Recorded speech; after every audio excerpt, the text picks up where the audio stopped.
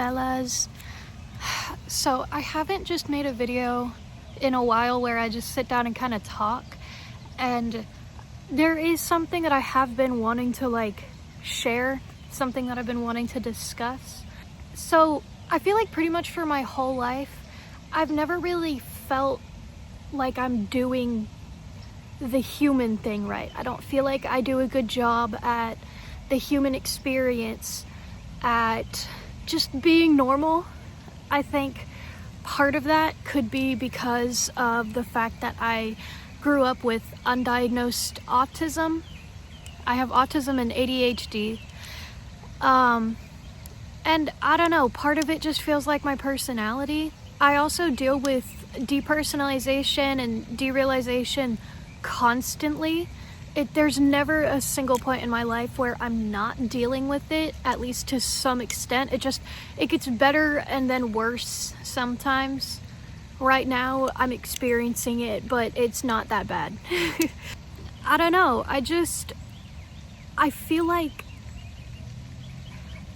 some kind of non-human creature that is trying its best to pass as human, but not doing the best job, you know? I feel like Invader Zim, trying so desperately to convince everyone else that I am not an alien when I am in fact an alien. I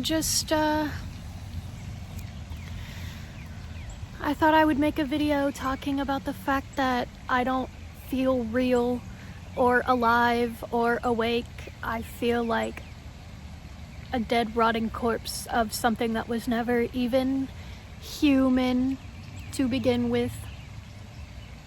I don't even know. It's such a huge part of me too. It's not something that I can ever just ignore. But on a happier note, since I don't just want this to be a super sad video, I got the SpongeBob hat, I got the Rugrats shirt, I got my Littlest Pet Shop necklace, and I've got my little digital camera. Right now, I'm kind of just going around and looking for things to do, honestly. Come with me, let's look for things to do together. There's a goat right there. Oh my god, I love animals. I wish it was a real goat. I would go pet it. I don't care. The Rainbow Bridge Garden. That is so pretty. For breakfast, I had one honey bun. And it was very yummy. I love honey buns. They're so good. Alright, I got kind of bored in the garden, so now I'm gonna go look for other things to do. Accompanying me is Alice. She is beautiful, and I love her, and I love bringing her on adventures. I am at home now, and I changed into my pajamas, and now my hair looks a little crazy because I was wearing a hat and because I drove around a lot and I went to the swings. And it was very fun, but I'm at home now and I'm in comfy clothes and I'm hungry. I want to go eat something. You know, like when you go on Pinterest and you look up liminal spaces and you see all those places that are so weird and trippy. Why do I have dead skin all over my face? For me, because of the depersonalization and the derealization, I feel like everything looks like a liminal space all the time. It's so weird. I think maybe that's why I find so much comfort in liminal spaces and then like the weird core and dream core aesthetics, because it feels familiar to me. I don't know, something like that. There's a bird. Oh god. What does he want from me? Oh, okay. I was gonna do a bit about like, oh no, the cardinal's trying to break into the house, but then he flew away. Ruined my bit. I have a video of him doing that yesterday though, so I'll just put that in.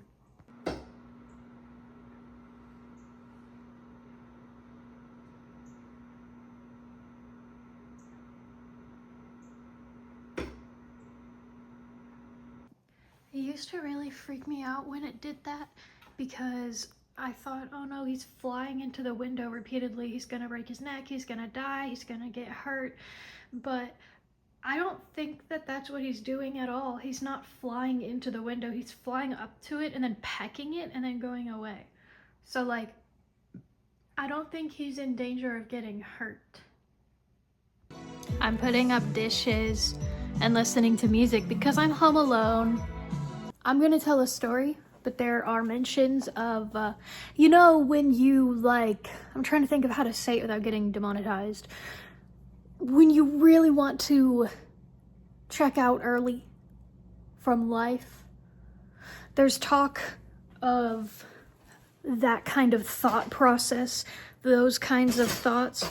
So if you would like to skip that, then skip forward to the part where I am wearing the SpongeBob hat again.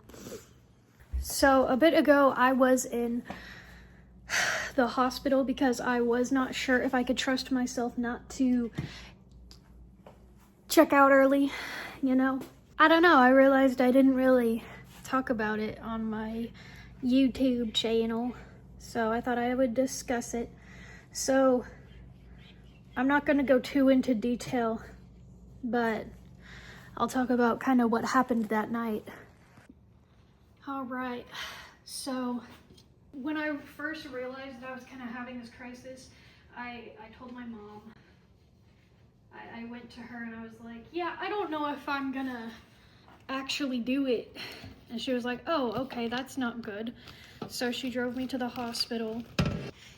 I was in hysterics the whole time. It was not good. They had to do blood work and get a urine sample to just make sure that I wasn't like on something, just in case. Because, you know, sometimes people won't disclose that they did something like that, but it could be the reason for like a psychiatric visit, you know. It was really, really bad because I have very, very small veins. So they stuck me once.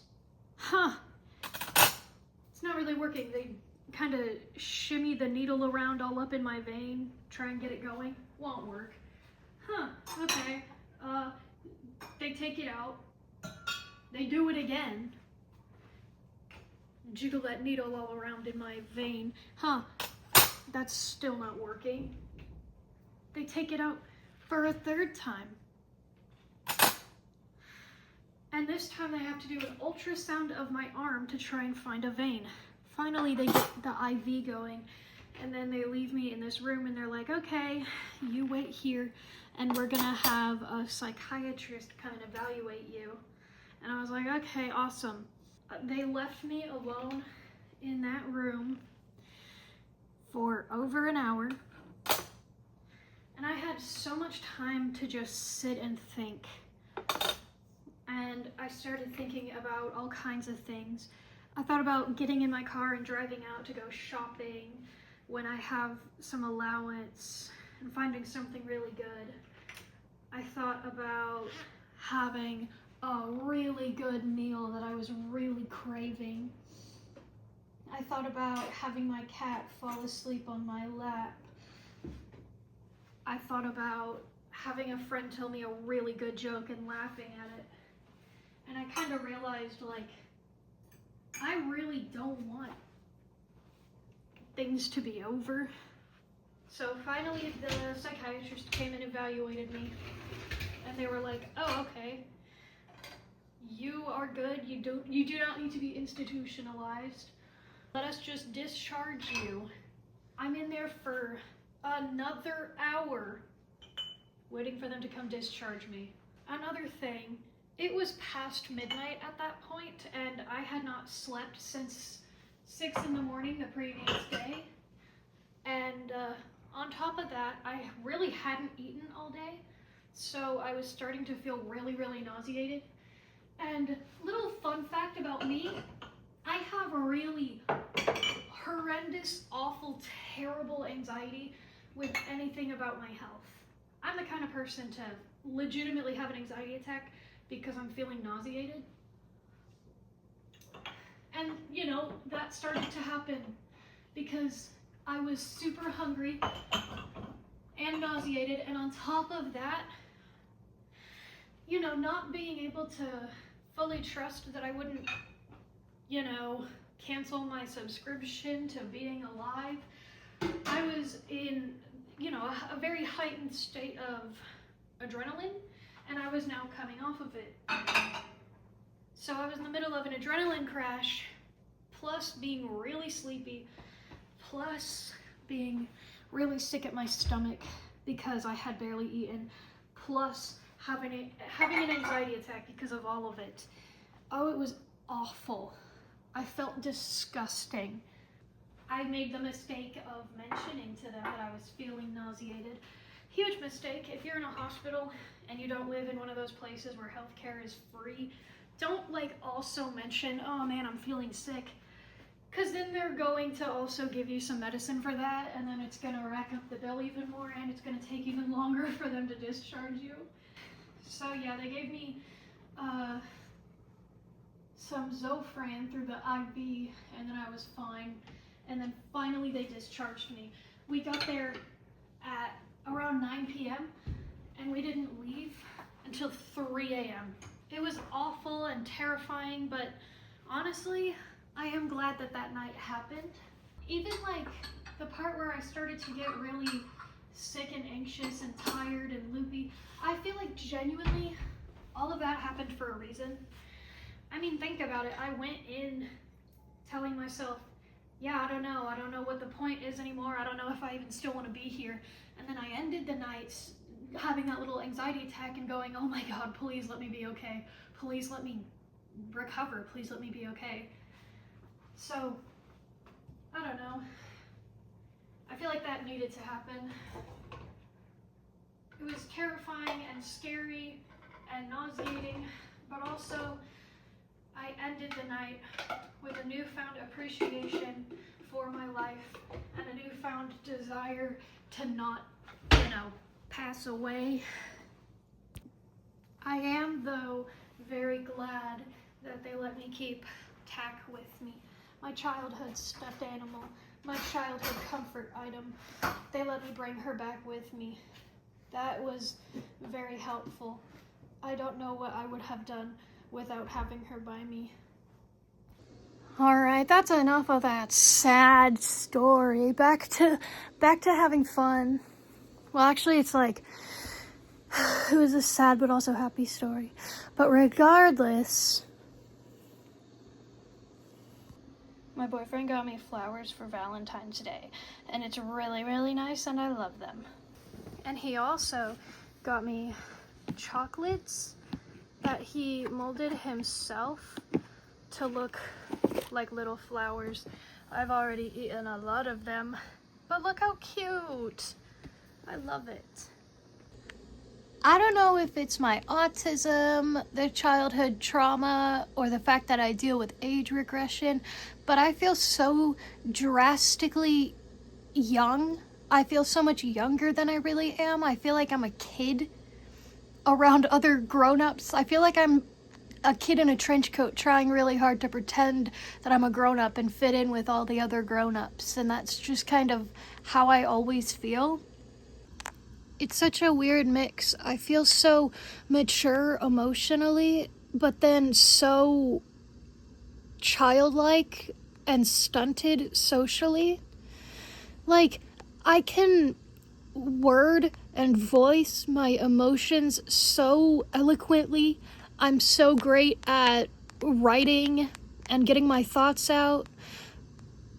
But at the same time, like, I collect and play with toys. I feel like most adults don't do that. And when I say I play with them, I mean that. I have a little toy doctor's kit, and just the other night I was giving all my stuffed animals checkups. So, do you want to hear another story? Because I'm going to tell you another story. All right, I want you to picture this. You're driving down this road. It's kind of dark, but you can still see.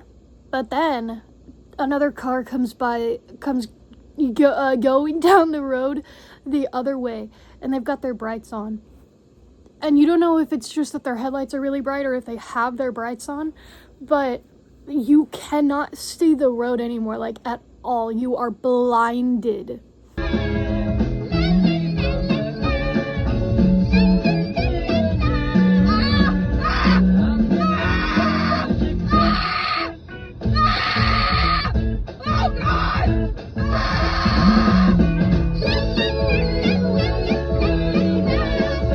And then finally, by the time that they pass you and you can see again, for just like a split second, you can see a little flash of something in the road in front of your car.